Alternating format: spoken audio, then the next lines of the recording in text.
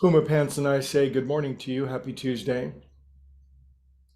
I guess I find myself wildly enthusiastic about this topic and this train of thought, this synthesis of understanding that feels like is being revealed to me in my own understanding. I would like to recommend, I don't do this very often, but I'm going to recommend a particular author, book, uh, wise thinker that you might find interesting. His name is Ian McGilchrist, McGilchrist. Ian McGilchrist. He's a brain researcher, anatomist, and philosopher, psychiatrist, genius in my humble opinion, but of course, make up your own mind. But he has this radical and genius take on what our left and our right brain actually do. There's been so much pop psychology that's developed around left and right brain models of thinking. And he basically throws a lot of that out the window. And yet we're not going to throw the baby out with the bathwater. And in his research over 30 years and two astonishing books that he's written, he just talks about what the left and the right brain really do. And in his estimation, and it really relates and resonates with me, there seems to be a huge contraction or addiction to the view that our left brain takes of the world. We've become largely a left-brained world. We see things in small, particulate ways. We see separation between things. A characteristic of the left brain is that it reaches and grasps for things that it perceives to be outside of itself. And in its reaching and grasping, there's a huge amount of effort and struggle, and many of our resources are allocated or marshaled toward identifying outside of us what we want or need for survival and then reaching and grasping for it. Yogis have been talking about this for 6,000 years, this smaller sense of self they call Ashmita. It also associates with yoga. With ego. Yoga is what smashes that.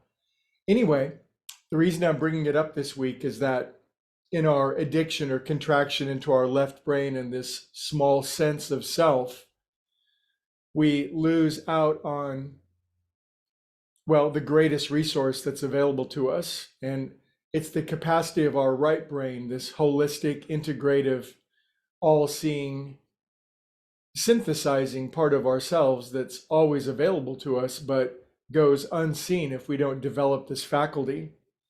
The other day, I was standing in front of my front door. There's a screen in front of it. And if I stood very close to it, there was a way of focusing. I could sort of look right at the screen. And, I could see little pieces of particles on the screen. My focus became extremely small, extremely detailed. And, it was kind of ugly to stare right at the screen. And then with just the most mild relaxation of my focus, I could look beyond the screen and I could see out in my front yard. I could see down the street. I could see clouds going by.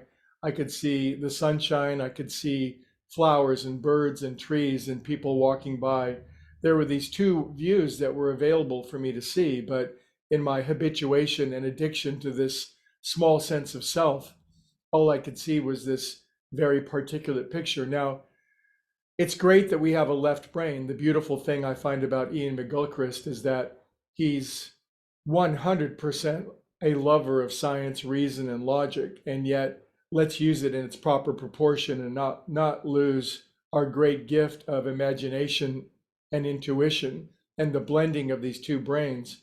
But as we begin to realize our habituation into this small sense of self and the way that it sees things as outside of itself, separate, not just cars and houses and boats, but people and relationships and things and health and abundance and engagement, as we begin to break that addiction to the way that we see the world and we begin to attend to the world differently in the way that we pay attention, this radical change takes place simply by paying attention to the things that we love.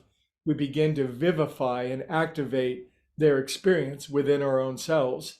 This is, to me, this is the greatest definition of what it means to be spiritual and to be a creative child of God, is that simply through attending what we pay attention to, attention becomes a moral act. if we're paying attention to small, mean-spirited, selfish things, then that's what we're shaping the world into. If we're paying attention to what we love, to what's interesting, to what's good, to what's godly, we're vivifying it and we're bringing it into our experience simply through the act of attending. There is a transition between living mostly in the left brain and the grasping, the clutching, the struggling, the resistance, the feeling of isolation and separation that comes from being pushed so badly into our left brain.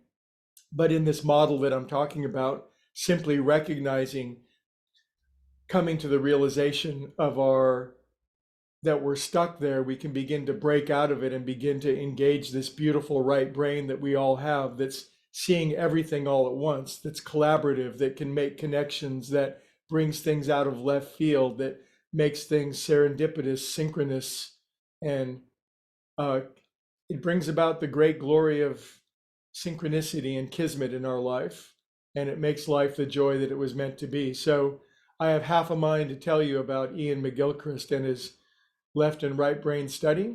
You could watch something about him on YouTube today, as a lot of YouTube's brilliant, wonderful, funny Scottish fellow. If you like what he says, I'm glad that you enjoy it. If you don't like it, it's one more thing to sift through.